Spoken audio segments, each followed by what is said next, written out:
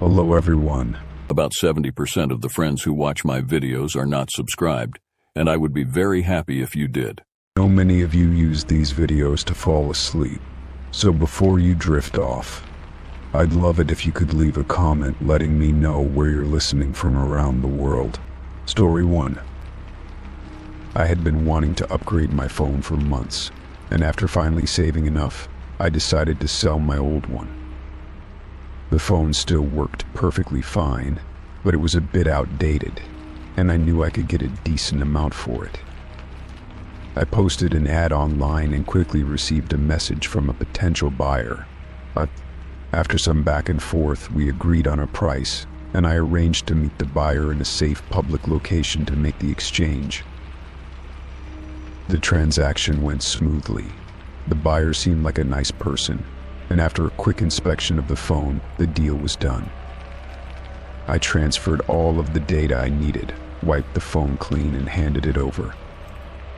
I had no reason to think anything was amiss.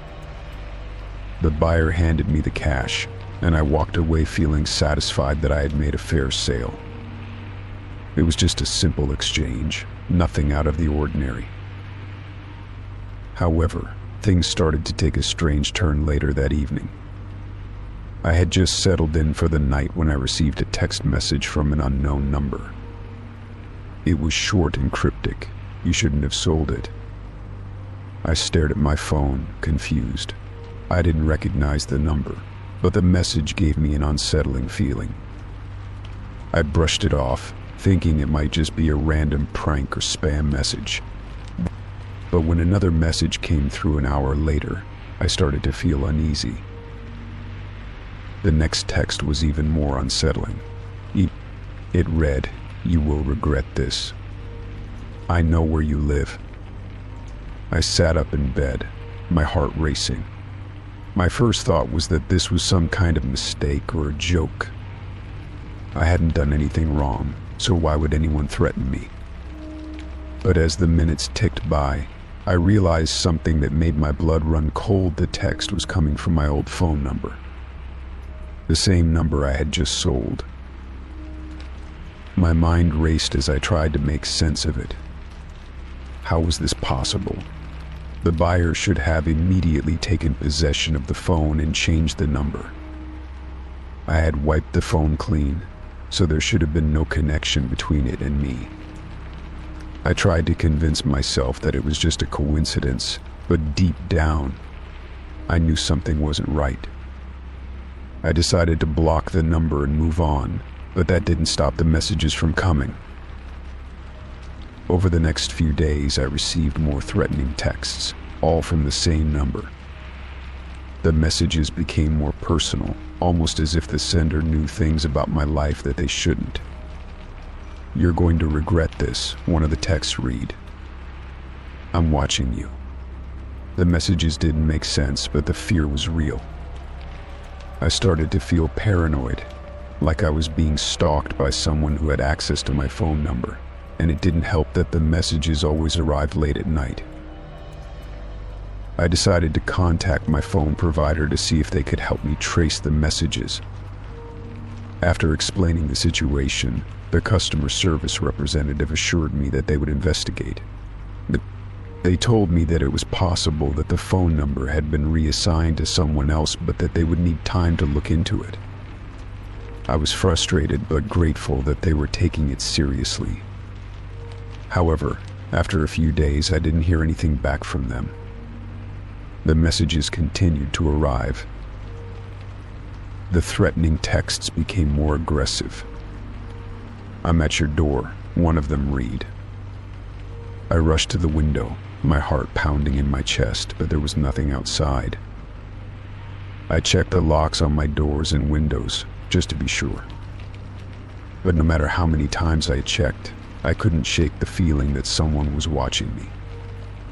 It felt like I was constantly on edge, like I was waiting for something terrible to happen. One evening, as I sat in my living room, I heard a faint knock at the door. My stomach dropped.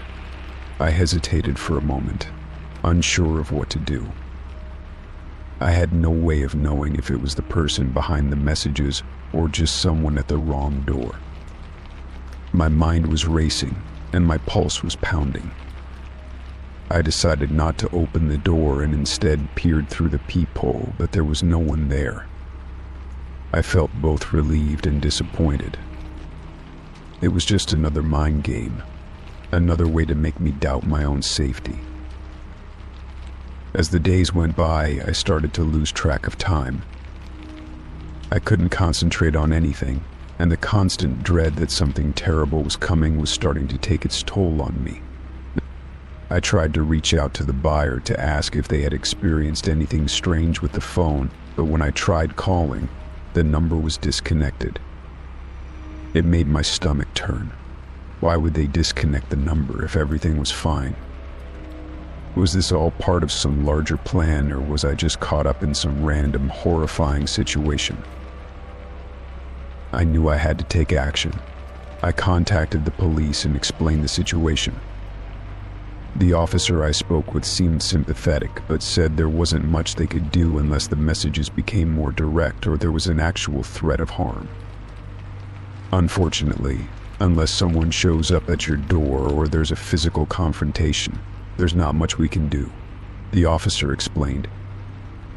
It was frustrating, but I understood that there were limits to what they could do. They advised me to keep a record of the messages and let them know if anything escalated. I tried to continue with my life, but the constant messages wore me down. I couldn't go a day without looking over my shoulder or checking my phone for new texts. The messages had become more specific, almost like the sender was playing with me. "You're not safe," one of them read. "I've been following you for days."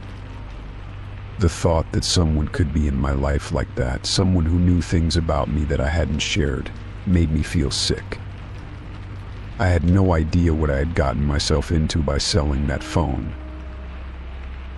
One afternoon, I received a text that made my blood run cold.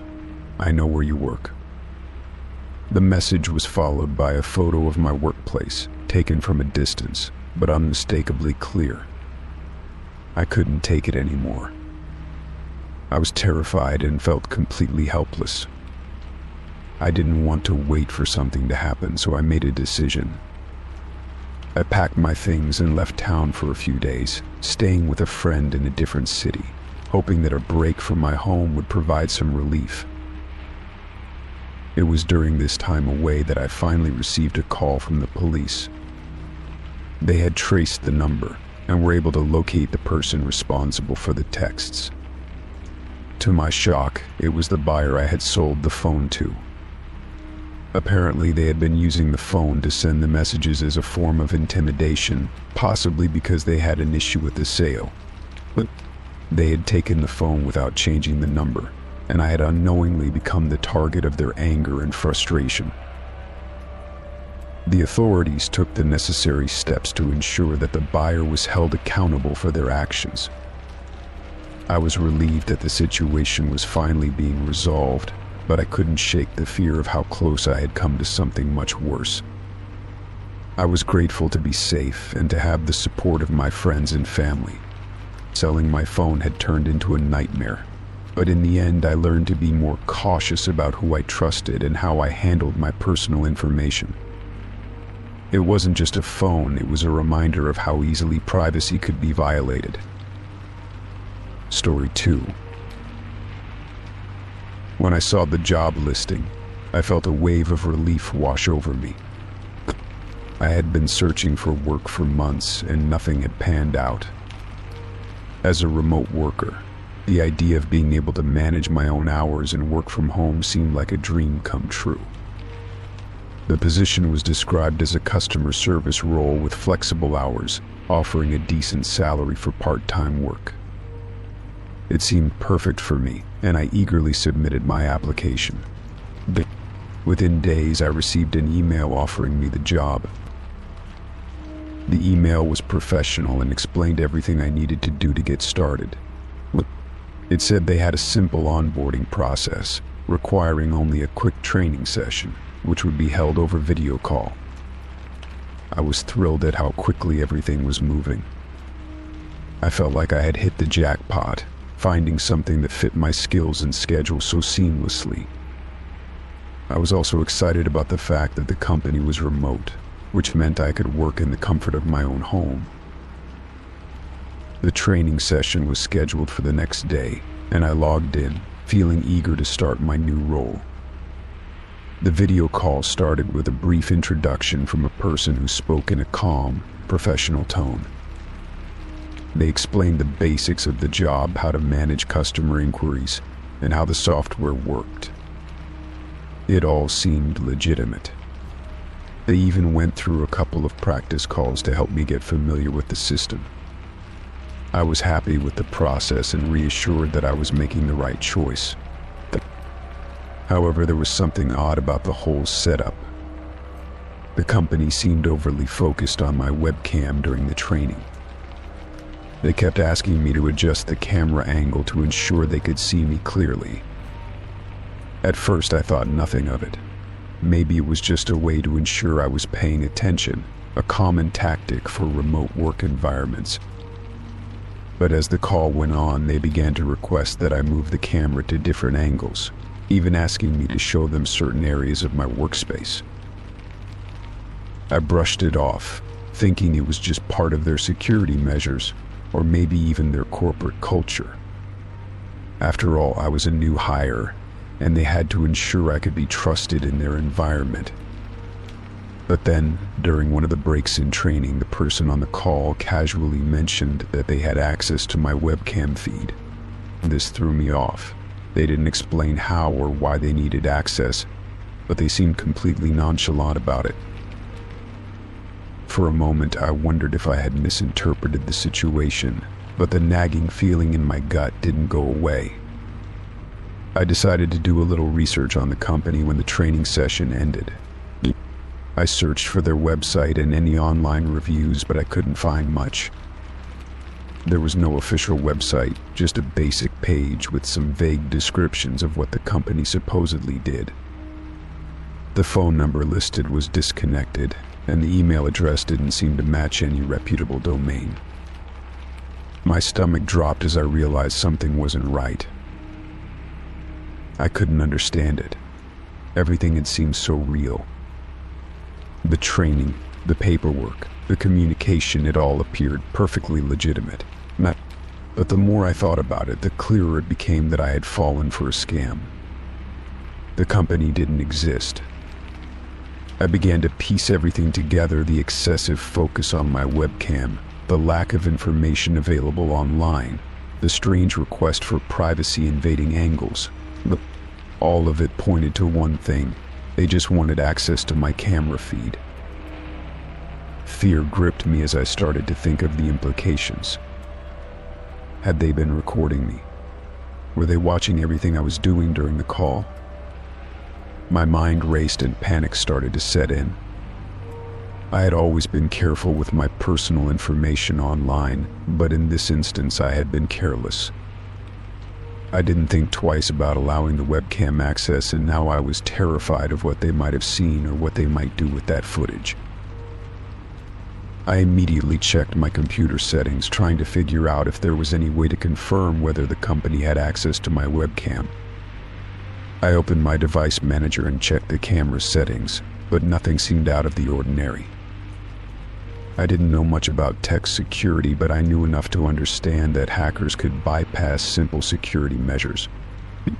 I quickly disconnected my computer from the internet and started looking for ways to secure my device. I realized I needed to take action. The first thing I did was change all my passwords and enable two-factor authentication wherever possible. I also ran a full system scan with antivirus software to see if there were any hidden threats. As I waited for the scan to finish, I realized how vulnerable I had been. I thought about the information I had shared during the training call. Had they gotten anything personal from me? Could they have stolen my identity? My anxiety spiked as I imagined the worst-case scenario. The scan came up clean, which was a small relief, but it didn't completely ease my worry. I wasn't sure how sophisticated these scammers were, but I had heard of instances where cyber criminals could still access devices without leaving traces behind. I decided it was best to contact a professional, someone who could look at my system and determine whether there had been any unauthorized access. I called a local tech support service and explained what had happened, hoping they could help me. When I spoke with the technician, I felt a small sense of comfort. They were able to walk me through some additional security steps to ensure my webcam was completely disabled, and they also advised me to install more robust software to monitor my devices. They told me that webcam hacks were unfortunately becoming more common, with scammers using the footage for blackmail or other malicious purposes. My heart sank as I realized that I was not the first person to fall victim to such a scheme. The technician also suggested that I report the incident to the authorities, particularly since there had been an attempt to deceive me and access my personal devices. I hesitated at first, unsure of how to approach the situation. After all, it seemed like a minor issue compared to other cybercrimes. But the more I thought about it, the more I realized how serious it could have been. If they had access to my camera, they could have been monitoring me for far longer than I knew. I decided to file a report with the local police, providing them with the details of the job listing, the training session, and the strange behavior I had noticed. The officer I spoke with seemed concerned and told me they would look into it. He also advised me to take additional precautions, such as covering my webcam when it wasn't in use and being more vigilant about online security. I appreciated his advice, but I couldn't shake the feeling of violation.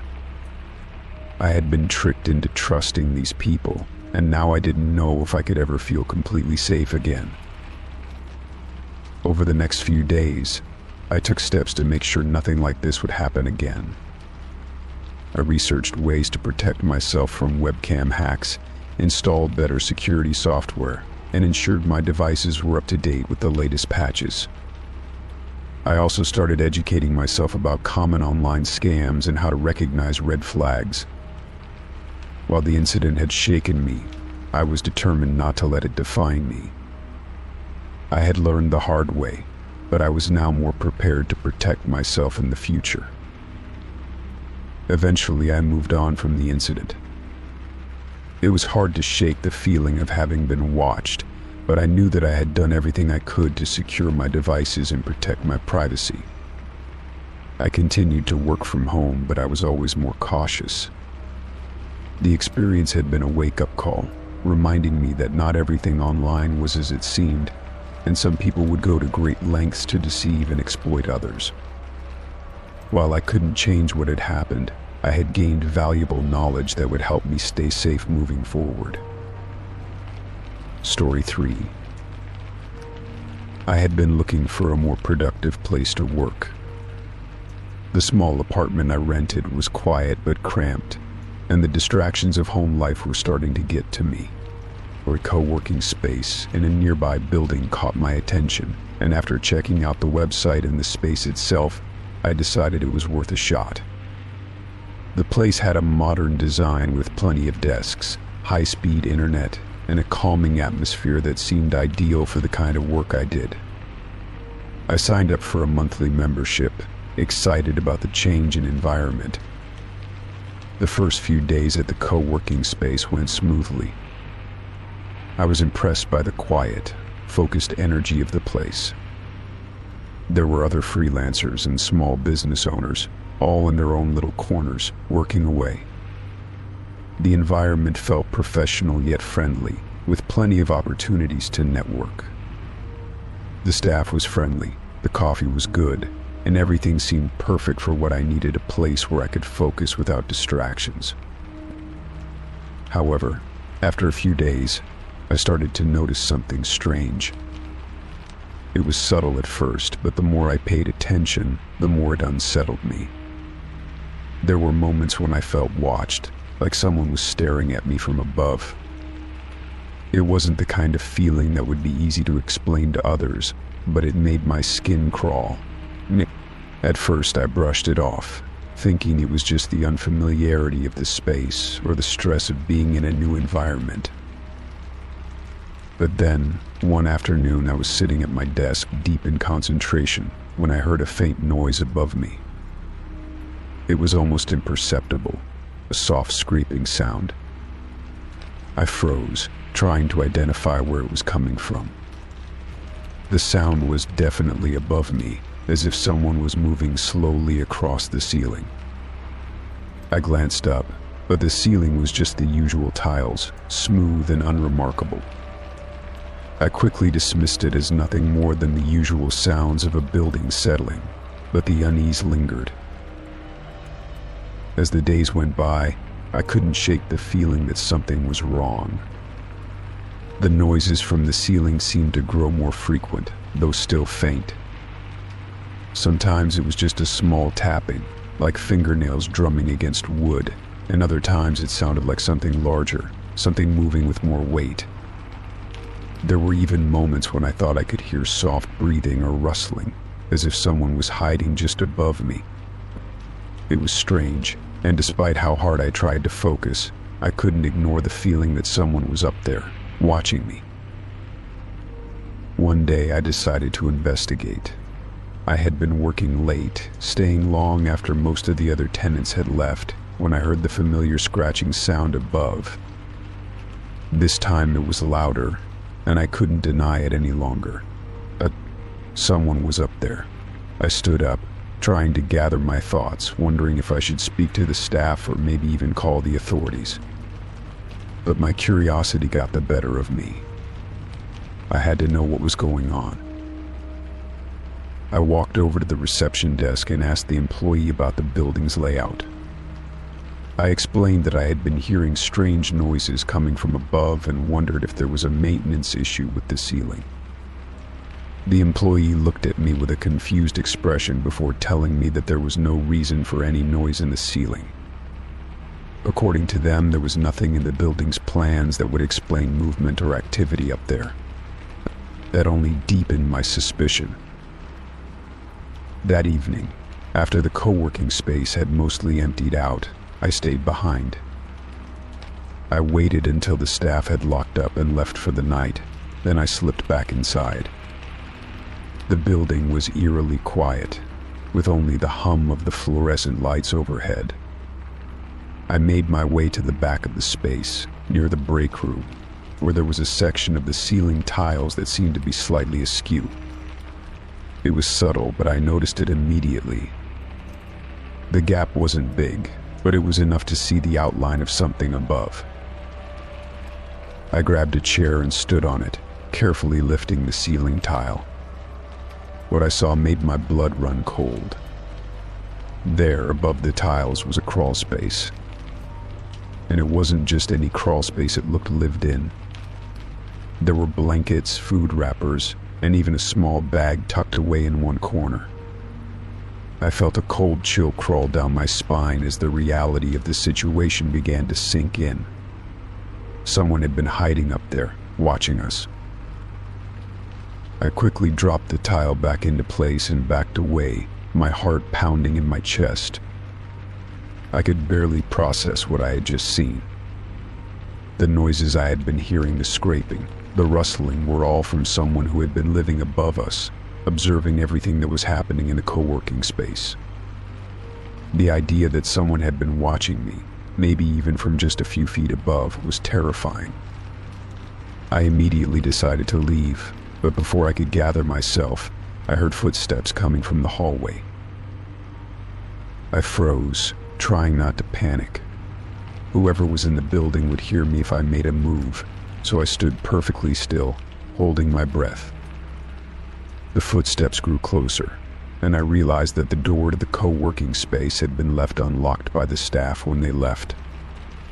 I quietly ducked behind a desk, hoping to stay hidden. The footsteps passed by, and I held my breath, praying that I wouldn't be discovered. Eventually, the sound of the footsteps faded, and I felt a sense of relief wash over me. but I knew I couldn't stay hidden forever. I had to act. My first instinct was to call the police, but I realized I needed proof before I did anything. So I grabbed my phone and quickly snapped a few pictures of the gap in the ceiling. Then I made my way out of the space as quietly as possible and called 911 from my car. When the police arrived, I showed them the pictures and explained what had been happening. They took me back into the building, and we went directly to the spot where I had seen the crawl space. The officers lifted the ceiling tile, and the evidence was undeniable. The crawl space was indeed occupied, and there was enough evidence to suggest that someone had been living there for an extended period of time. The police immediately began their investigation, searching the space and making sure there were no other hidden areas in the building. It didn't take long for the authorities to discover that the person living in the crawl space had been using the co-working space to monitor people. They found belongings hidden in the space, including a laptop with footage of employees and tenants in the building. The person had been sneaking down at night to use the facilities and watch people work, using the ceiling as their private hiding place. They were arrested and taken into custody, and the building was thoroughly searched for any other hidden spaces. In the aftermath, the co-working space went through a complete renovation. New security measures were put in place, including cameras and a more thorough check of the building's infrastructure. The staff was shocked by what had happened, but they were thankful that it had been discovered before things escalated further. As for me, the experience left me shaken. It was a reminder of how easily we can become oblivious to the things happening around us, and how important it is to trust our instincts when something feels off. I never returned to that co-working space. The thought of someone watching me from above, hidden in the ceiling, haunted me for a long time. The experience had changed how I viewed public spaces, making me far more cautious and aware of my surroundings. It also made me more appreciative of my personal space and the sense of privacy that I had once taken for granted. I still worked remotely, but I chose a new place, one that felt safer and a lot more secure. Story 4. I had recently moved into a new place and was trying to clear out some of the clutter from my previous home. The idea of joining a local buy and sell Facebook group seemed like a good way to make some extra cash while also decluttering. I signed up, posted a few items, old furniture, a couple of electronics I didn't need anymore, and some kitchenware. It felt like a practical solution to get rid of things I no longer used, and I was hopeful that it would be a smooth and easy process. Little did I know, my decision to join the group would soon lead me into a situation that would leave me feeling more exposed than I ever anticipated. At first, things were going well. I received messages from potential buyers, asking for more details, negotiating prices and making arrangements for pickups. I felt like I was in control of everything. It was a simple exchange, and I was getting rid of my old things. But as the days went by, I started to notice something strange. One user, who always seemed to be the first to comment on every post I made, began to show an unusual level of interest in everything I posted. They would leave comments asking for updates on items I had already sold or inquiring about others that hadn't even been listed yet. At first, I thought it was just coincidence. Maybe they were just an eager buyer or someone who liked to keep track of things in the group. But the comments started to feel a bit too persistent. They would comment on items I hadn't even gotten around to posting yet, asking if I would be putting them up for sale soon. The messages came flooding in, and each one felt increasingly more invasive. They weren't just asking for details, they were asking for specifics. Asking about items I hadn't mentioned in my posts, but like asking for the condition of a couch that wasn't even listed yet. Something felt off, but I couldn't quite put my finger on it.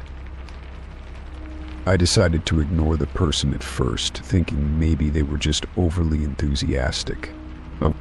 However, as I posted more items, the messages kept coming. They would follow up on everything, tracking the smallest details and reminding me to keep them in mind when I listed something new. It wasn't just the frequency that was unsettling, it was the fact that this person knew things they shouldn't have known. It became clear that they were not just following my posts, but actively keeping tabs on every item I had ever mentioned in the group. I felt like I was being watched. The situation escalated when I posted an old television for sale.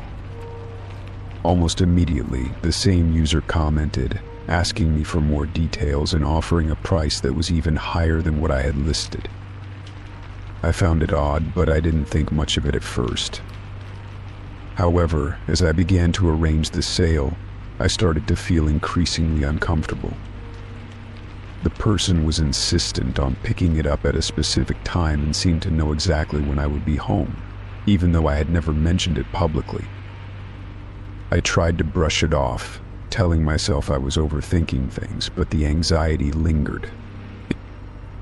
One afternoon, I received a message from them saying they had been watching my posts for a while and had noticed I was selling a lot of items. This was the point where my unease turned into outright fear. How did they know all this? How did they know what I was selling before I posted it?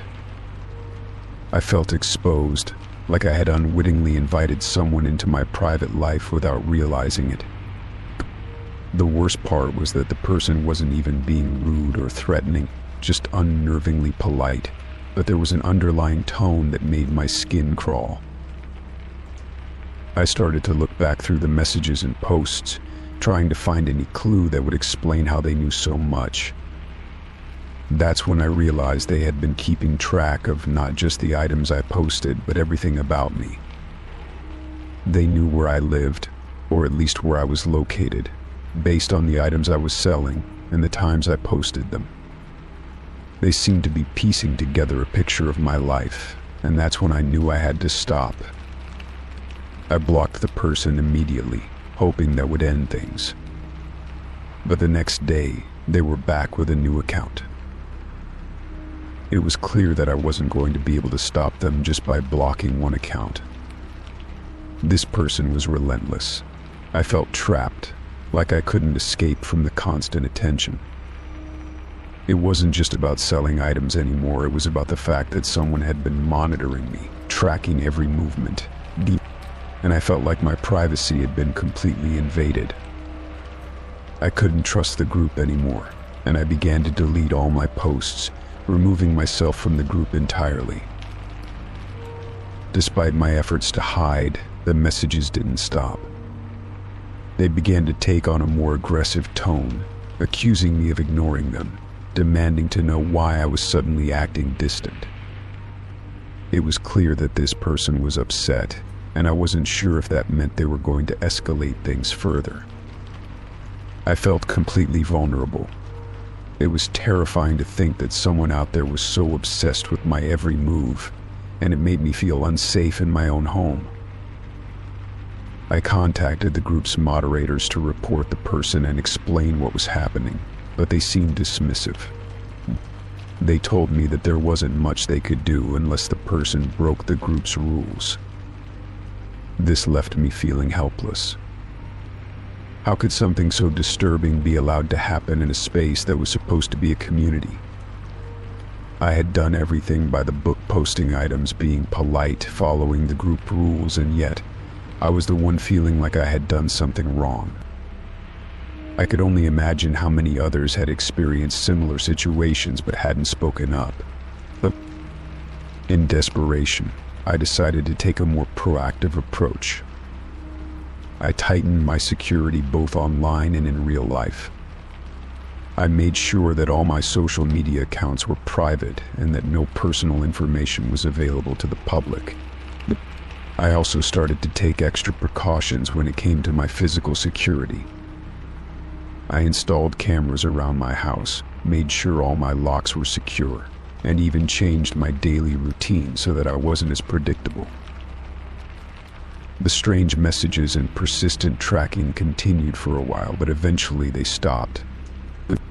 After a few weeks, there was no new activity, and I began to feel like I could breathe again. The sense of being watched finally started to fade, and I was able to resume my life without the constant anxiety. I don't know what caused the person to stop, but I was thankful for the peace I had regained. In the end, I learned a valuable lesson about online safety and the importance of protecting one's privacy. The experience also made me much more cautious about joining groups or communities where I didn't fully know the people involved. Even though the situation eventually resolved itself, I knew I would never feel completely comfortable with the idea of sharing personal information online again. I had learned the hard way that sometimes the price of convenience is a little too high. Story 5. The day had started off like any other. My toddler and I had been looking forward to spending the afternoon at the park. It was one of those perfect days where the sun shone bright and warm, and the air was crisp but not too chilly. I had packed a small bag with snacks and a bottle of water, grabbed the stroller, and set off toward the park, ready to let my little one run around while I took a much-needed break. When we arrived, the park was relatively quiet, just a few families scattered around. I found a quiet spot under a large tree where I could keep an eye on my toddler while they explored the swings. My little one seemed so happy, laughing and chasing after other children, running with such energy that I couldn't help but smile. I watched them for a while, soaking in the peace of the moment, thankful for the simple joy of the day. After a while, I decided it was time for a snack break. I walked over to the stroller and bent down to retrieve the bag, but as I did, something caught my eye. A small white object was wedged between the side of the stroller and the fabric, almost hidden from view. I thought it was strange and instinctively reached for it, pulling it out to see what it was. It was a small, thin, circular device, and as soon as I saw it, I knew exactly what it was: a hidden AirTag. I froze for a moment, unsure of what to do. Tags were designed to track items, but this wasn't something I had ever expected to find in my toddler's stroller. I immediately felt a wave of panic wash over me. How had it gotten there? Who put it there? I looked around the park, trying to make sense of it, but I didn't see anyone acting suspicious. I felt a chill in my spine as the reality of the situation set in. I checked the AirTag, hoping for some clue as to who might have placed it there. The device had no markings, no way to identify its owner. It was just an ordinary AirTag, but its presence was anything but ordinary. I quickly thought back to the trip to the park. Had anyone approached us? Had I noticed anyone lingering near the stroller when I was distracted? No, nothing had seemed out of place at the time. But now, with the discovery of the AirTag, I couldn't shake the feeling that something sinister was going on. My mind raced with possibilities. Who would want to track us? What were their intentions? My first instinct was to call 911, but I hesitated. I didn't want to overreact. Maybe it was just a mistake, a misunderstanding. But as the seconds passed, the fear that had gripped me only grew stronger. I couldn't ignore the nagging feeling that I was being watched, that someone had been tracking our every move. I carefully placed the AirTag in my bag and wheeled the stroller back toward the park's entrance. My thoughts were swirling, and my heart was pounding in my chest. I had to get home and figure out what to do next. As I made my way back, I was acutely aware of every person I passed, every movement around me. It felt as though the park, which had seemed so peaceful just moments ago, had transformed into a place of danger. Once I reached the car, I took a deep breath and tried to calm myself. I needed to think clearly. My first priority was to make sure my toddler was safe. I double-checked the stroller, the car, everything I could think of, ensuring nothing else seemed out of place. Everything appeared normal, but the sense of dread didn't go away. I knew I couldn't let this go without investigating further. When I got home, I immediately contacted Apple support. I needed to know how to track the AirTag, how to figure out if someone had been using it to follow us. They explained that, while AirTags were designed to be used for tracking lost items, but they also had features that would alert you if an AirTag was following you without your consent. I felt a small sense of relief knowing there were some safeguards in place, but I still couldn't shake the feeling of being violated. I followed the instructions Apple had given me, and after a few tense moments I confirmed that the AirTag was indeed linked to a nearby device. My heart sank as I realized that someone had been tracking us in real time. The possibility that someone had been watching us at the park, waiting for the right moment to act, made my skin crawl. I quickly contacted the authorities, explaining what had happened and showing them the AirTag. I wanted to make sure they had all the information they needed to track down whoever was behind this. The authorities were quick to respond, and soon enough, they were at my door. They took the AirTag and began investigating, using the serial number to track its history. It was then that I learned the AirTag had been activated just a few days earlier, around the same time I had started going to the park. The realization that someone had been following us for days, if not longer, made my blood run cold. I was shaken, but I also felt a strong sense of determination. I had to find out who had done this and why. The investigation took several days. Well, in the meantime, I kept my toddler close, not letting them out of my sight for a moment. I was terrified, but I refused to let that fear control me.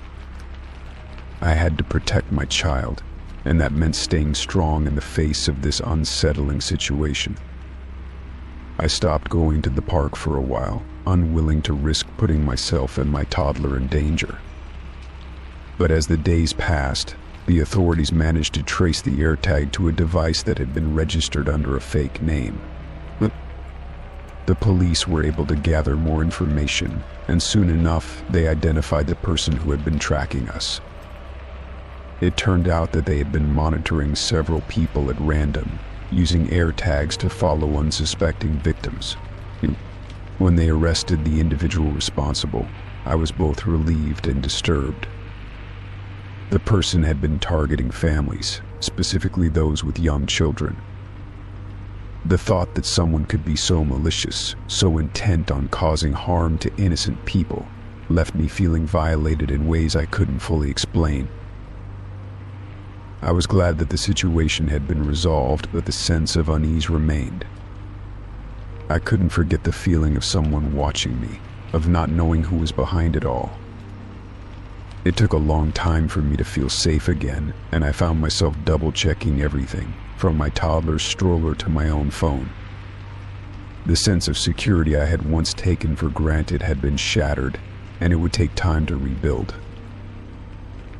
Despite the fear, I tried to focus on the positive.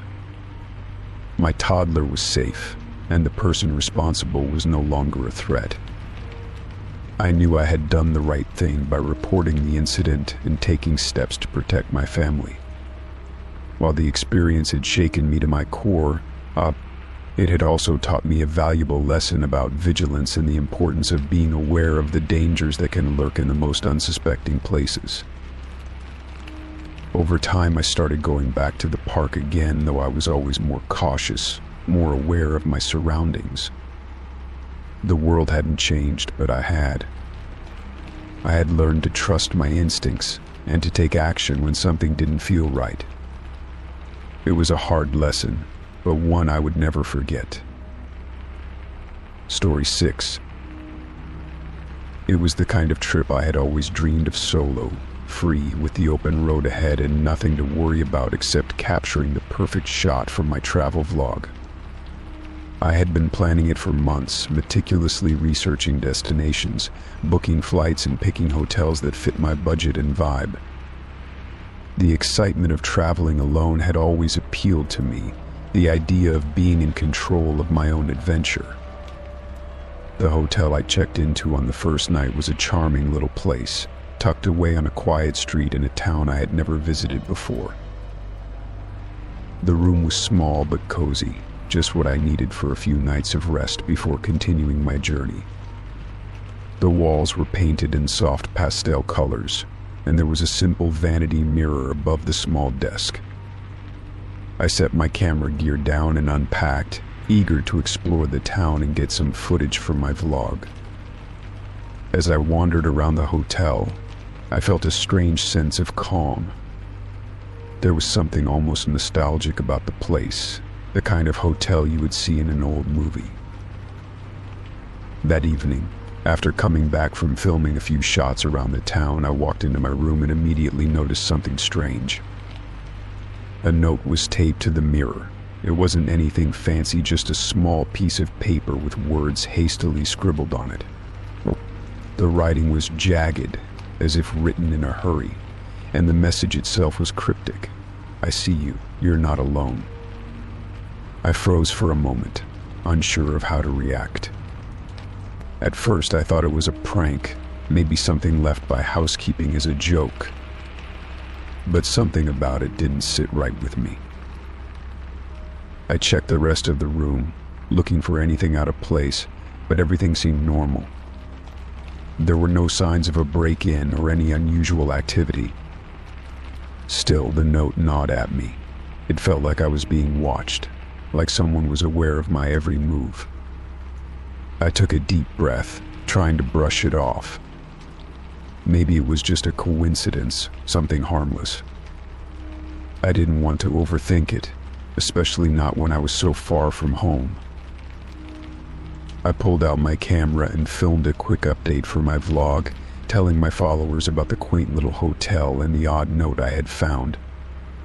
I made light of it, laughing off the weirdness for the camera. After all, nothing had happened, and I was still in control of the situation. But as I sat on the bed, reviewing the footage, I couldn't shake the feeling that something was off. I decided to call it a night, hoping that I would wake up to a fresh start and forget about the strange note. The next day was filled with more filming and exploring.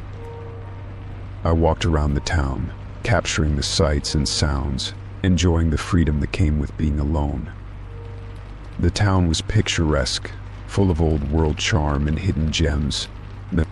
I met a few locals who were kind enough to chat with me, and I was beginning to feel more at home. The distraction of the day helped take my mind off the note, but deep down I knew something wasn't quite right. When I returned to my hotel room that evening, I felt a wave of unease wash over me. As I entered, I saw it again, another note taped to the mirror. This one was different, though. The handwriting was more deliberate, the words even more unsettling. "I know where you are going next.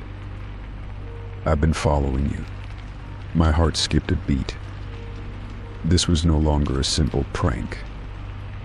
Someone was watching me, and they knew details about my plans that I hadn't shared with anyone. I looked around the room, my pulse quickening. There was no one else in sight. The door was locked, and everything seemed as it should be. I considered calling the front desk, but what would I even say? How could I explain that someone was leaving cryptic notes in my room every night? I was alone, with no one to turn to. I took a deep breath and called my best friend back home, needing some comfort. I briefly told them about the notes, and while they reassured me, telling me to stay calm, I could hear the concern in their voice. I wasn't imagining things, and I knew it. That night, I locked the door, pulled the curtains tightly closed, and sat by the window watching the street outside. I couldn't shake the feeling that someone was lurking in the shadows, waiting for the right moment to make their move. My thoughts kept drifting back to the notes, to the way they seemed to be tracking my every move. I tried to sleep, but each creak of the floorboards, each gust of wind against the window made my heart race. I didn't feel safe, not in this room, not in this town. The next morning I decided to take action. I walked to the front desk and asked the receptionist about the history of the hotel. I wanted to know if anyone else had reported anything unusual. The receptionist seemed taken aback by the question, but assured me that nothing out of the ordinary had happened during their time working there. They explained that the hotel had been around for decades, but there had never been any complaints or strange occurrences. I wasn't convinced. That evening, after another long day of filming and trying to push aside my growing anxiety, I returned to my room.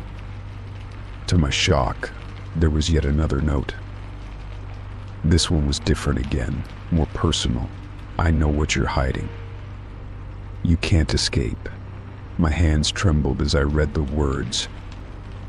Whoever was doing this was escalating, and I didn't know how to stop it. I looked over my shoulder, checking the corners of the room as if expecting someone to jump out from the shadows. My mind raced as I tried to think of what I should do. I couldn't ignore this any longer. I grabbed my phone and tried to reach the local authorities, but I didn't know how to explain the situation. How could I prove that someone was watching me, that they had been leaving these notes in my room? The police would likely dismiss it as a prank. I couldn't risk it. I decided to leave, to pack my things and check out of the hotel, but as I reached for the door handle, I stopped. A cold chill ran down my spine as I realized someone had been in the room while I was out. The mirror was fogged, and there were fresh fingerprints on the surface. The last note had been written on a scrap of paper torn from a larger sheet, and I could see faint smudges of ink on the edges. It was clear that whoever was doing this had been inside, watching me, and now they were getting bolder. They knew where I had been, what I had been doing, and they were playing some twisted game with me. My hands shook as I grabbed my belongings and rushed out of the room. I couldn't stay there anymore, couldn't take the risk. I called a cab and had it take me to the bus station, where I booked the earliest ticket out of town. I didn't care about my vlog anymore, didn't care about the footage I had left behind. I was done. The trip that had started as an adventure, a journey of freedom and discovery, had turned into a nightmare. I didn't return to the hotel, and I never found out who had been behind the notes. But I couldn't forget the feeling of being watched, the sense of dread that had crept over me each night.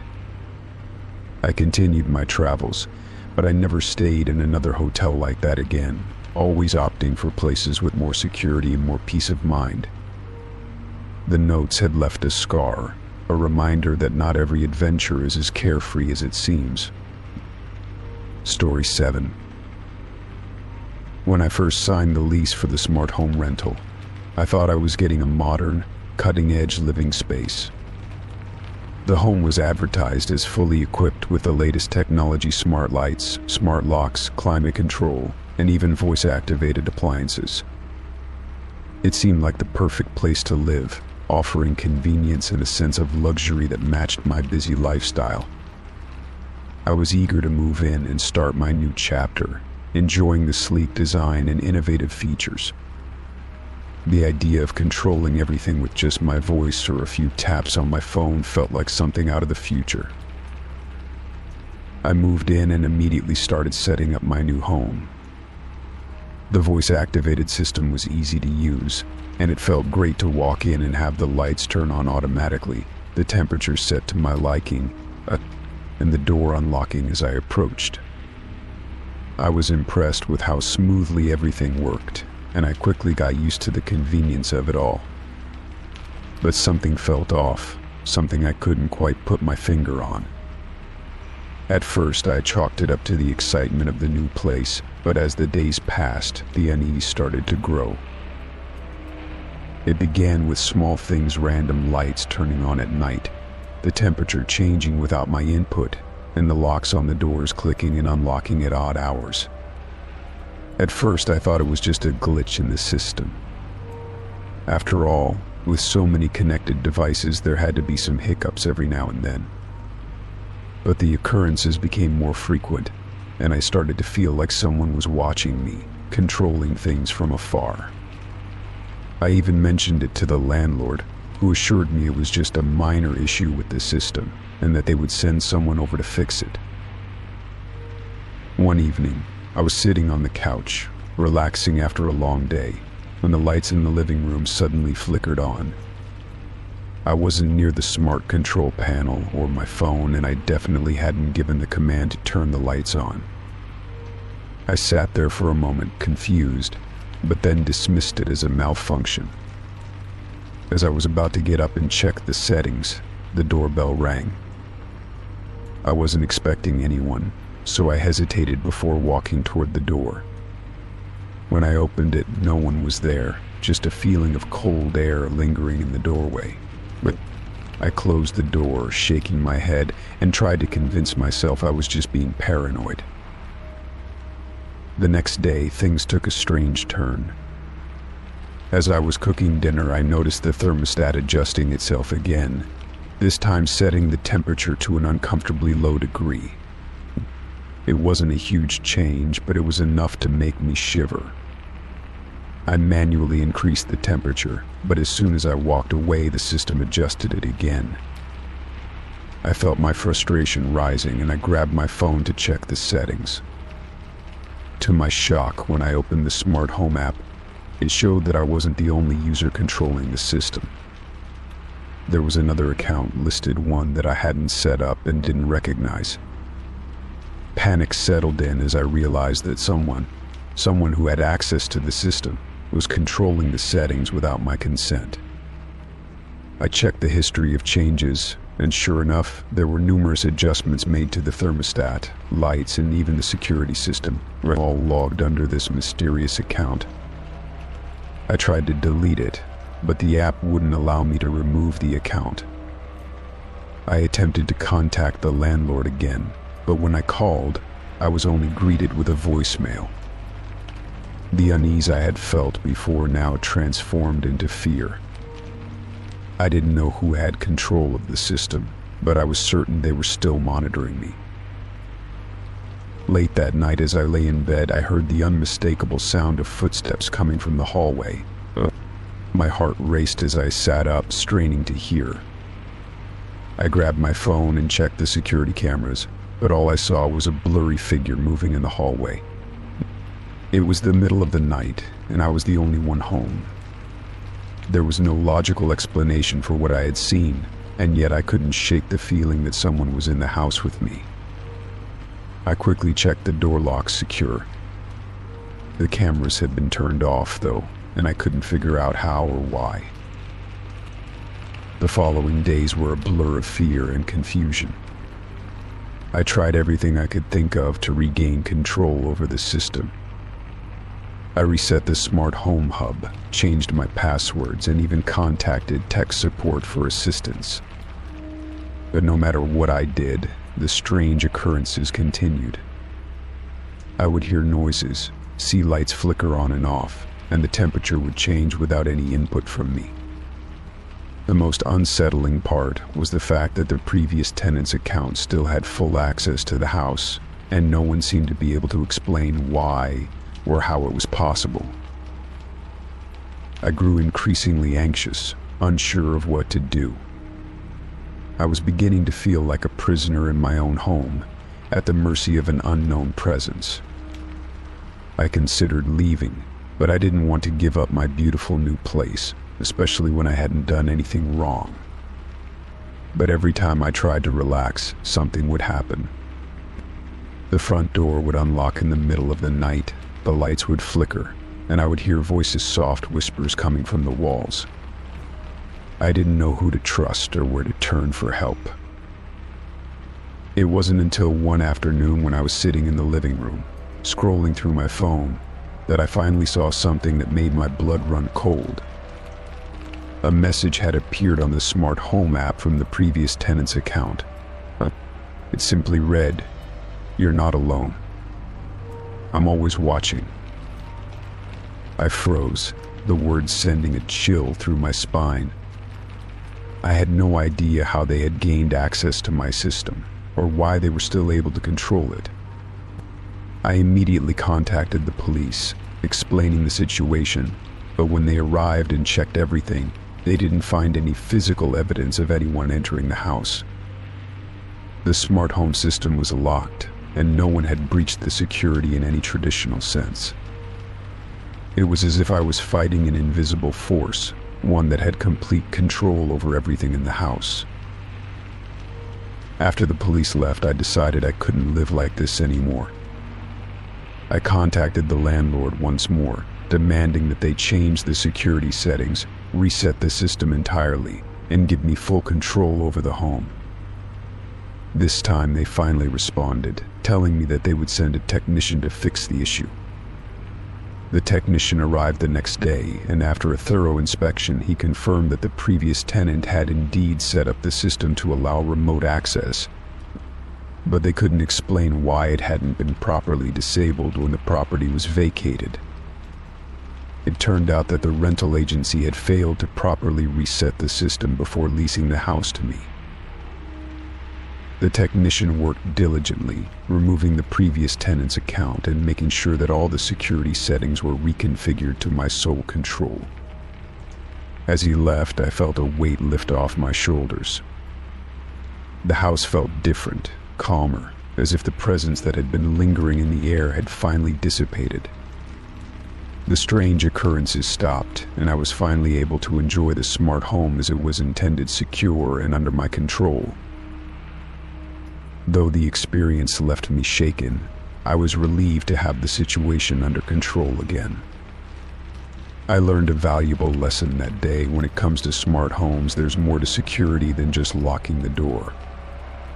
As I settled into my home, I couldn't help but wonder how many others might have experienced something similar, living in homes where they thought they were in control, only to realize they were not alone. Story 8. It was already late, far later than I usually like to stay out, but I had a work event that ran longer than expected.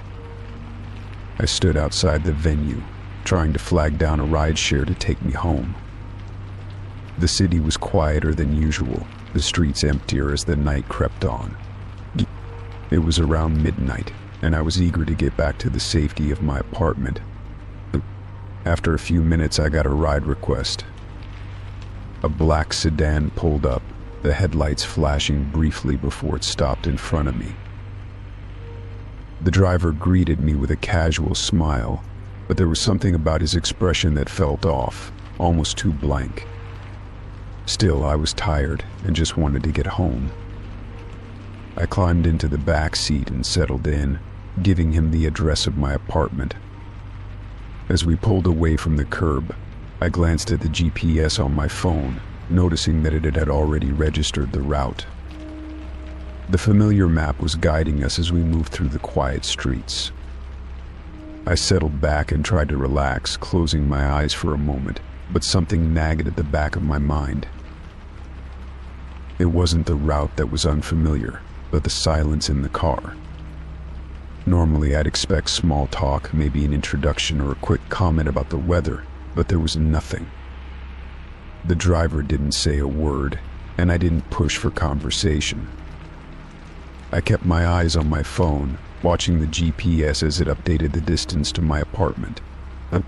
But as the minutes ticked by, I noticed something strange. The GPS map started to act up. It would freeze for a moment before jumping ahead, like it was trying to reroute us. My finger hovered over the screen, about to refresh the app, but I hesitated. "Is everything all right?" I asked, unable to hold back the question anymore. It felt awkward, but the growing unease in the pit of my stomach made me need to say something. The driver's response was unsettling. "Don't worry about it," he said, his voice flat and distant. His eyes remained fixed on the road ahead. It was as if my question had never even registered with him.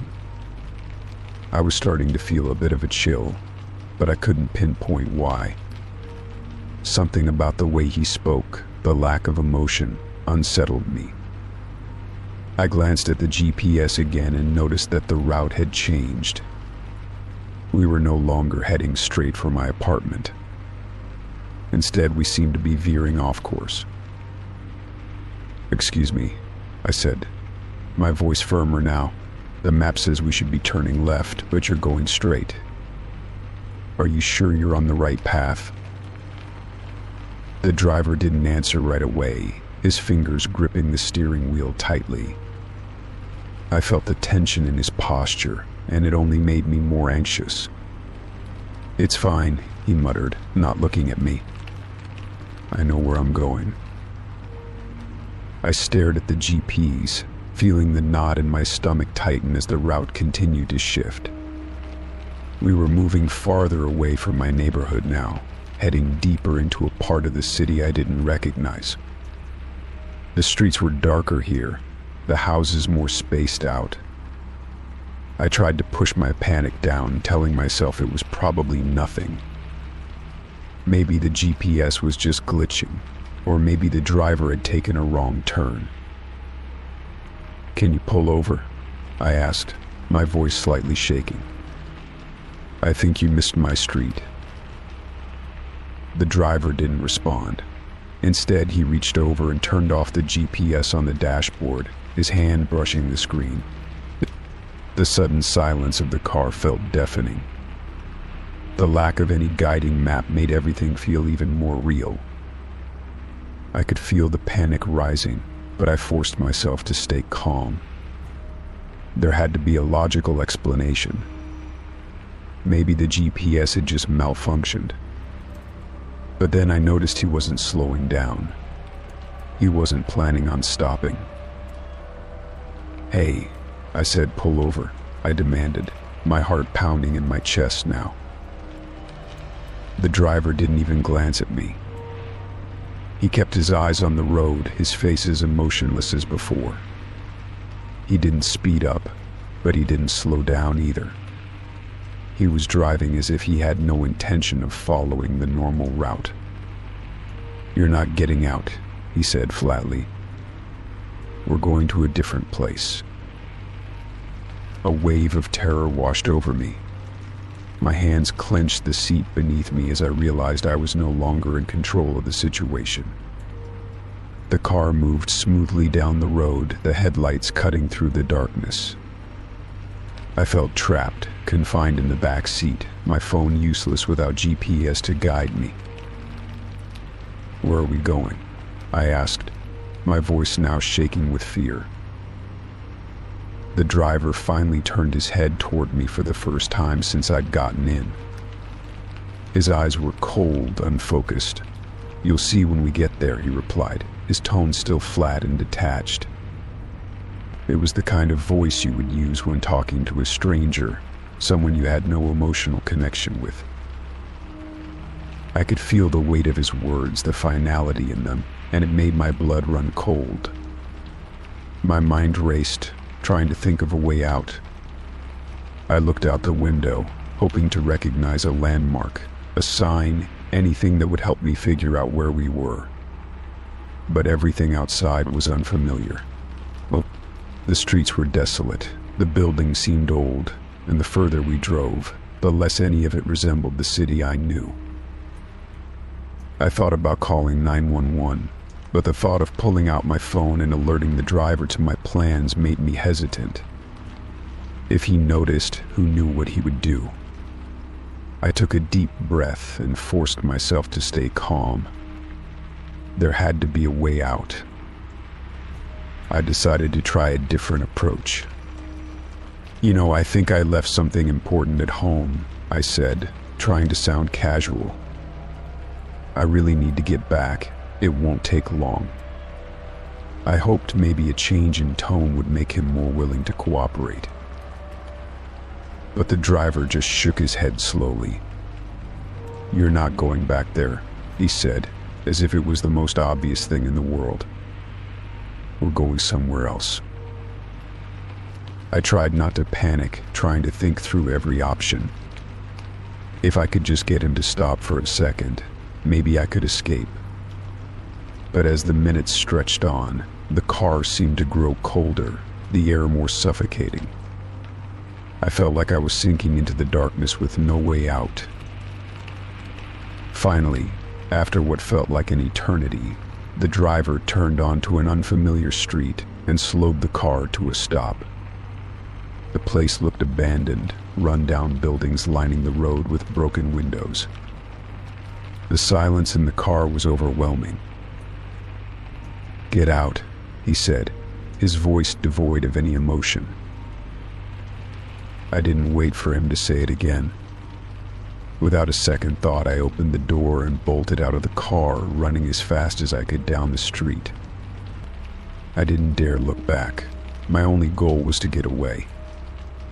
I ran until I found a street light, a few people walking in the distance, and my hands were trembling as I fumbled for my phone. I dialed 911, my voice frantic as I explained everything to the operator. The police arrived soon after, taking my statement and confirming that there were no other rides in the area matching the description of the car I had been in. They searched the area but found nothing unusual. I don't know what happened to that driver or where he took me. The only thing I know is that I was lucky to escape. That night still haunts me. Every time I take a ride now, I can't shake the feeling that something could be wrong, that the next ride could be the same. I've never taken another late-night ride since, and I don't plan to. Story 9. I had been looking forward to this wellness retreat for weeks.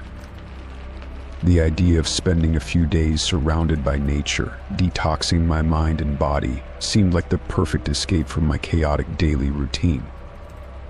I had signed up in hopes of finding some peace, maybe even a little clarity, from the stress that had been consuming me lately.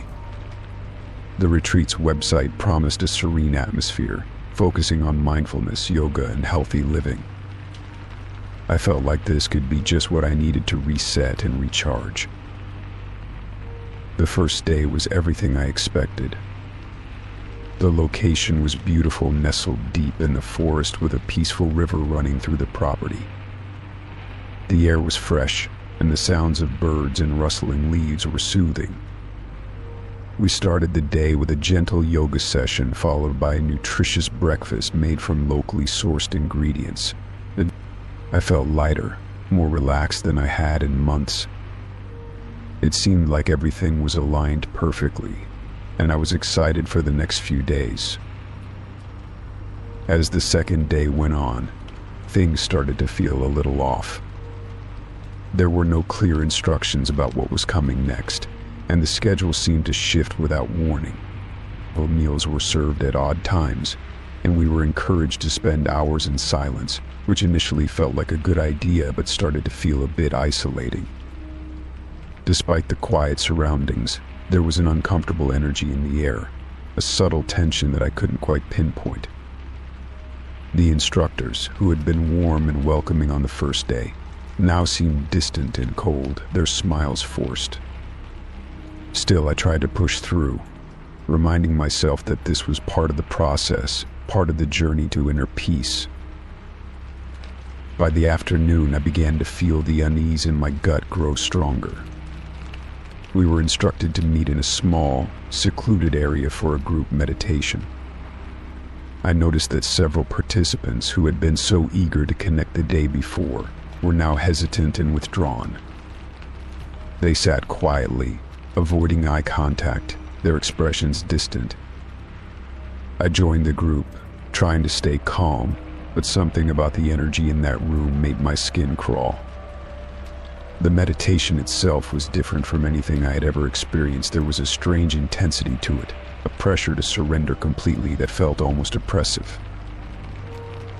When the session ended, I felt disoriented, as though the tranquility I had come for was slipping through my fingers. We were told to rest in our rooms before dinner, but I couldn't shake the feeling that something was wrong. I decided to take a walk around the property, hoping the fresh air would clear my head. The woods that surrounded the retreat were beautiful but unsettling in their stillness. I noticed that the paths had been carefully maintained, too perfect almost, like they were trying to keep you from wandering off. I couldn't explain why, but the atmosphere seemed to shift the deeper I walked. I tried to return to the main lodge, but as I neared the entrance, I realized the door was locked. The staff members who had been so attentive before were nowhere to be found. I knocked on the door, but no one answered. My heart began to race as I stood there, trying to process what was happening. I could hear faint murmurs coming from the other side, but the door remained shut. Panic slowly crept up my spine, and I started to feel trapped. It was then that one of the retreat leaders appeared, smiling in a way that felt too forced. She greeted me politely and asked if I was feeling okay. I explained that I had gone for a walk but found the door locked when I returned. She apologized, saying that the schedule had changed and everyone was asked to stay in their rooms for the rest of the evening.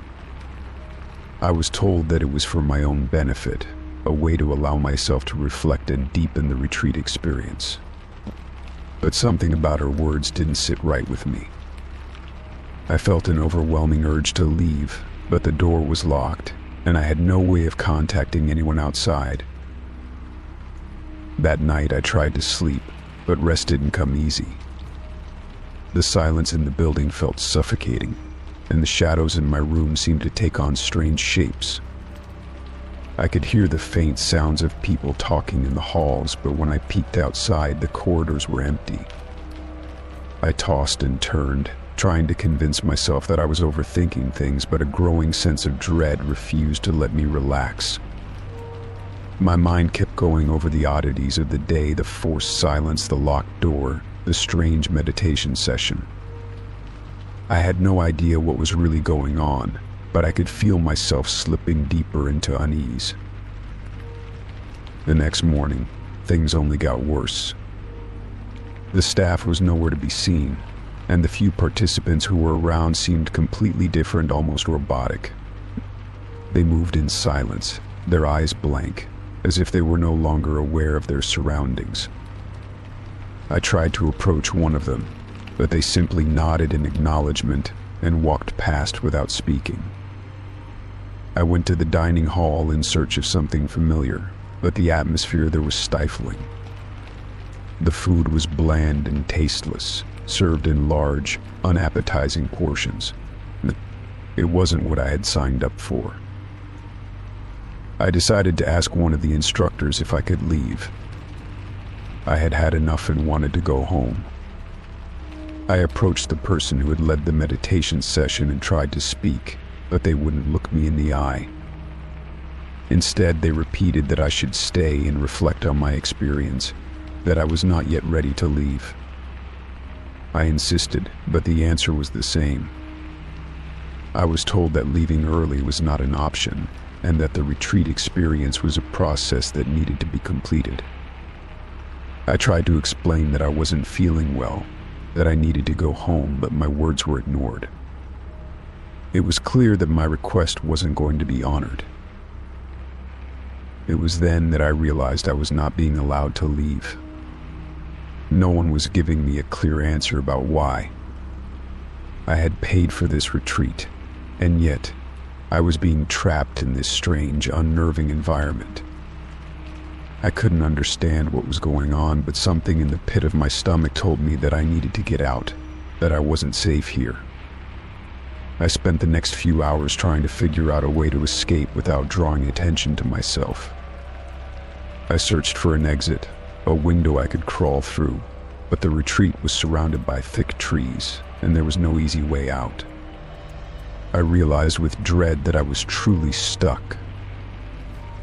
Finally, around midday, I approached one of the staff members who had been more approachable the day before.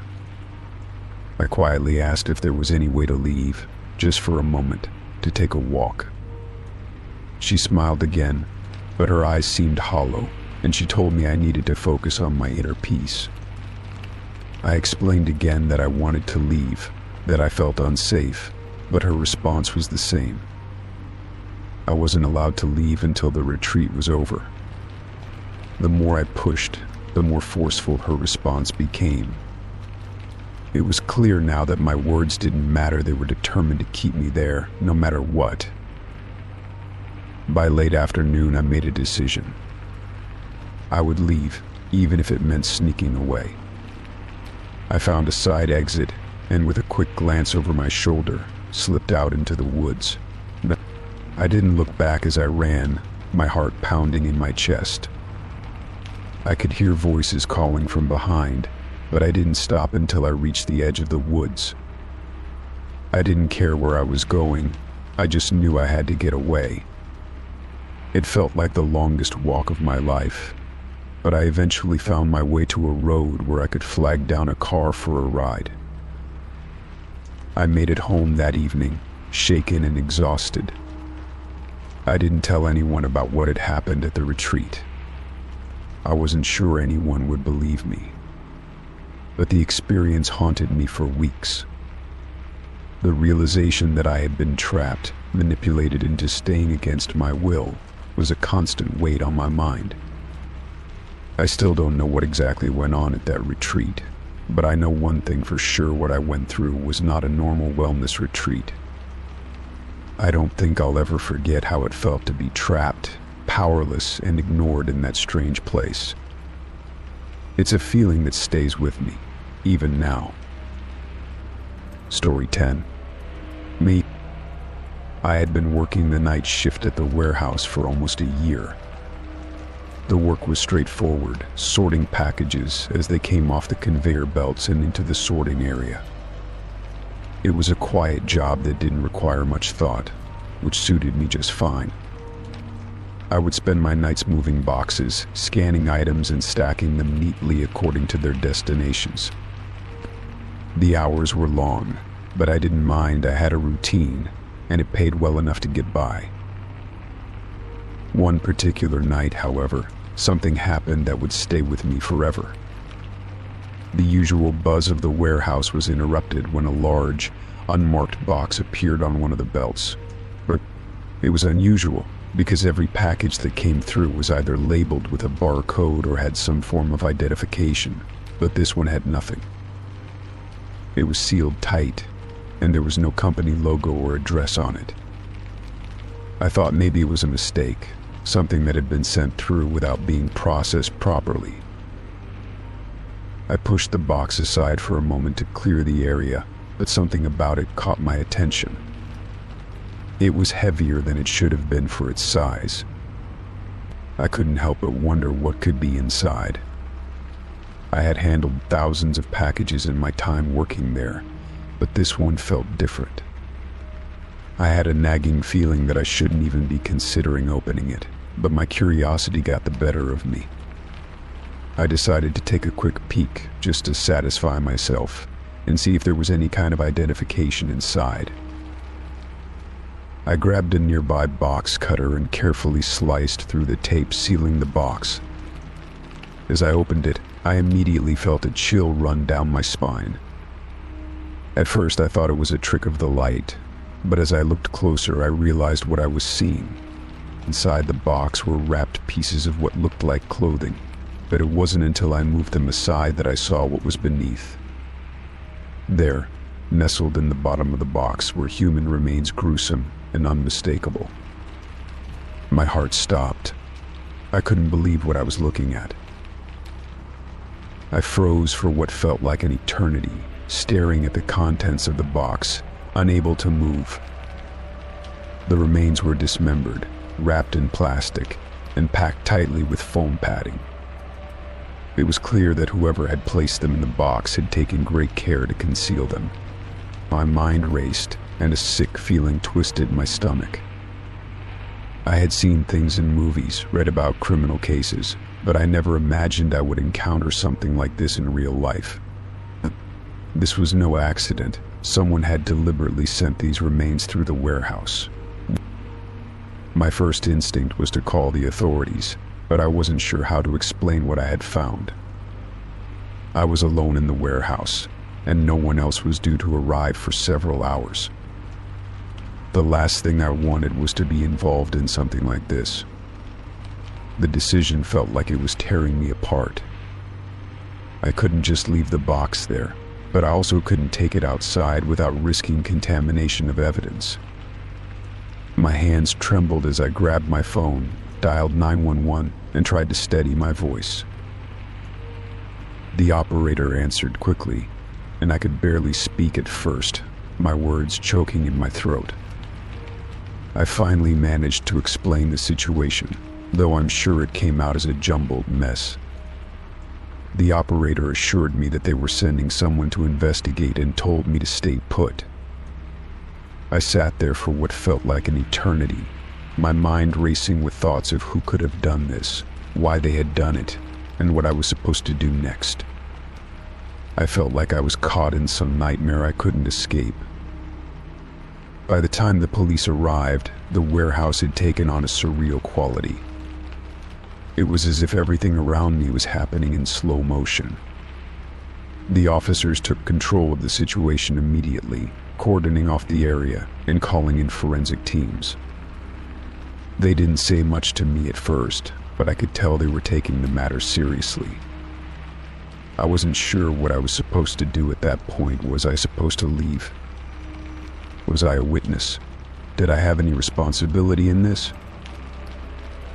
As the forensic team arrived, I was asked to give a statement. They questioned me about what I had seen, how I had found the box, and whether I had touched anything inside. I explained everything as best as I could, but I still felt a wave of guilt.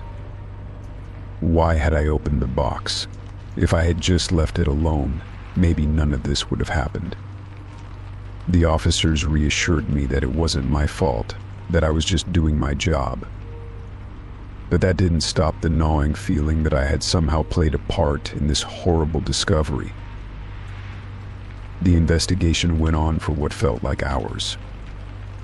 They took the box, the remains, and anything else they deemed relevant for examination. I was told to stay in the break room while they finished their work. The silence was deafening as I sat there, staring at the walls, trying to process what had just happened. I kept thinking about how I was just another anonymous face in a city of millions, but now I was involved in something I could never undo. I couldn't stop imagining what had happened to the person whose remains I had found. Who were they? How had they ended up in a box at my warehouse? Eventually, one of the detectives came to speak with me. He explained that they had traced the box to a shipping company but hadn't yet figured out where it had come from or why it had been sent. The investigation was still in its early stages, and they had no answers yet. I was told to go home for the night, but I couldn't shake the feeling that I would never be the same. My thoughts kept returning to the box, to the remains that had been so carefully packaged and sent to me. What kind of person could do something like that? I was told to stay in touch with the authorities and to report anything unusual. Over the next few days, I tried to carry on with my life, but everything had changed. I found myself constantly looking over my shoulder, wondering if someone was watching me, wondering if I had been a target. I couldn't shake the thought that the person who had sent the box was still out there. Had I seen them on the security cameras? Could they be watching me right now, waiting for me to forget about the remains? Eventually, the case grew cold. The investigation stalled, and no new information came to light. I heard rumors from some of the other warehouse workers that the company had received other strange packages over the years, but nothing was ever found out. It was as if the whole thing had been swept under the rug.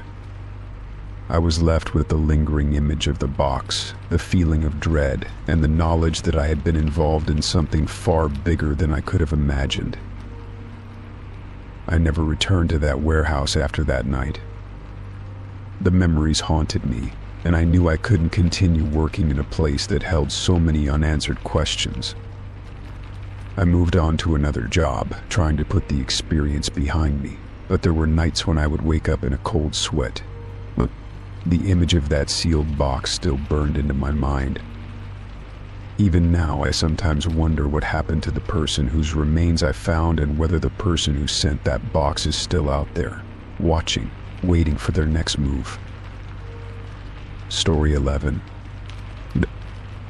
I had always been cautious about online dating, but after months of swiping through profiles and exchanging a few messages here and there, I finally matched with someone who seemed interesting. The conversation flowed easily at first, and we had a lot in common. It felt like a breath of fresh air, especially after the awkward encounters I had experienced in the past. This person was charming, funny, and seemed genuinely interested in getting to know me. We spent several days talking, sharing stories about our lives, and even making plans to meet up. The connection felt real, and I found myself looking forward to our chats every day. But after a while, something began to feel off. The messages started to shift from lighthearted to more persistent, with the other person asking for more personal information. At first, I shrugged it off as just curiosity, but the requests became more frequent and invasive. One evening, I noticed something strange in their messages. They had started asking about my work, specifically about the platforms I used and the kind of software I worked with.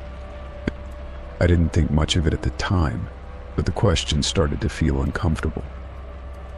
It wasn't unusual for someone to be interested in your job, but the way they kept asking, almost as if they were fishing for specific details, made me uneasy. I began to distance myself from the conversation, and after a few days of getting more uncomfortable, I stopped replying altogether. I assumed that would be the end of it. I wasn't planning on meeting them in person, and I figured that after a couple of unanswered messages, they would move on. But I was wrong. About a week later, I noticed some odd activity on my work accounts. Emails that I didn't recognize appeared in my inbox, and several files I had been working on were accessed. At first, I thought it was just a glitch, or maybe a problem with the system, but the feeling of unease I had been brushing aside quickly returned. Something was wrong. I checked my passwords, changed my login details, and made sure everything was secure, but the strange activity didn't stop. I started getting notifications about failed login attempts, and some of my accounts had been accessed from unfamiliar devices. Panic set in. The feeling that I was being watched, that someone had gotten into my private space, overwhelmed me. I had never experienced anything like this before, and I had no idea how they could have gotten access to my accounts. I was terrified. The thought that someone I had trusted, even for a short time, could invade my work and personal life was unbearable. I decided to contact my company's IT department immediately. They were quick to respond, but their initial assessment didn't provide much comfort. They suggested that my accounts might have been compromised through phishing or a vulnerability in the software I was using. But it didn't make sense. I was cautious about the emails I opened and never clicked on suspicious links. How had they gotten in? As the days passed, the hacker's presence became even more evident. I noticed that documents and emails that I had worked on had been altered. Small, seemingly insignificant changes, but enough to make me wonder if they were trying to gather information or track my every move. The more I thought about it, the more it became clear that the person I had been talking to online was behind all of this. The way they had asked about my work was no longer innocent curiosity. It was methodical and calculated. They had been fishing for information all along. I contacted the authorities, hoping they could help me trace the intruder. It wasn't long before they started investigating, and I was assigned to a specialist who was experienced with cyber crimes. The investigator walked me through the process of securing my accounts further and began trying to trace the source of the hack. I felt a sense of relief, knowing that I was finally taking the right steps, but I still couldn't shake the feeling that I was being watched. Every email, every document, every file I opened seemed to carry a sense of dread. The investigator informed me that they had traced some of the suspicious activity back to the same person I had matched with. They had used a technique called social engineering, where they gained my trust and subtly extracted information about my work. Once they had enough, they had used that information to break into my accounts. It was terrifying to realize how easily they had manipulated me, how they had built a false relationship just to gain access to my private life. I felt violated in a way I had never imagined possible. It was hard to come to terms with the fact that someone I had been communicating with casually online had taken things to such an extreme level. I spent the following days working closely with the authorities and my company's department to lock down my accounts and prevent further damage. I also began to take a hard look at my online habits, questioning whether I had been too trusting or too careless with my personal information. The lessons I learned were harsh, but they were necessary. I had to learn to protect myself in ways I never had before. The hacker was eventually caught. It turned out that they had done this to others before, using the same tactics to infiltrate people's lives and steal sensitive information. The authorities were able to track them down through the digital footprint they left behind, and after a thorough investigation, they were arrested. While I was relieved that the situation had been resolved, I couldn't help but feel shaken by how easily someone could manipulate me. I had trusted them with personal information, not realizing that their intentions were anything but innocent. In the aftermath, I took extra steps to secure all of my online accounts. I used stronger passwords, enabled two-factor authentication, and made sure that my personal information was kept as private as possible. It was a wake-up call, reminding me of the importance of being vigilant and cautious, especially in the digital age. Trusting the wrong person, even in a seemingly harmless online conversation, had nearly cost me my job and my personal security. I never forgot what happened, and I learned from my mistakes. While the experience had been terrifying, it also made me more aware of the risks that come with online interactions. I vowed never to let my guard down again, knowing that some people would go to any lengths to exploit others. The hacker was caught, and I moved on from the incident, but I would always remember the lesson I had learned the hard way. Story 12. When I first moved into the neighborhood, everything seemed peaceful. It was the kind of place where neighbors greeted each other with a smile, children played outside, and everything felt calm and safe. But as I got to know the area more, I realized that the quiet atmosphere might be hiding something darker. A local neighborhood crime watch group had been formed, and I decided to join, eager to contribute and help keep the area safe. Little did I know that this decision would lead me to uncover something far more sinister than I could ever have imagined. The first few meetings were uneventful, with people mostly discussing minor issues like suspicious cars or people loitering around. But over time, I started noticing strange things happening in the neighborhood. A few residents seemed to disappear without explanation, and others started acting strangely, almost as if they were avoiding certain areas of the neighborhood. There was a lot of talk about a new group of people who had recently moved into the area, but no one seemed to know much about them. They were quiet, kept to themselves, and didn't engage with anyone in the usual friendly neighborhood manner. One evening, after a meeting of the Crime Watch group, a neighbor approached me. She seemed nervous, glancing around before speaking in hushed tones. She mentioned that she had seen things she couldn't explain, people coming and going at odd hours, vehicles parked in places where they shouldn't be, and people exchanging strange packages late at night. She didn't know who to trust, but she felt like something wasn't right. I told her I would look into it, even though I wasn't sure what to make of her cryptic words. The following days were filled with more strange occurrences. I started taking note of cars that appeared in the neighborhood late at night, often without headlights, and individuals walking into certain houses that I had never seen before. It was as if a hidden network was operating right under the surface, and no one was talking about it. At first, I thought it was all just a coincidence, maybe a few people with odd habits or schedules. But the more I paid attention, the more the dots began to connect. I began asking around,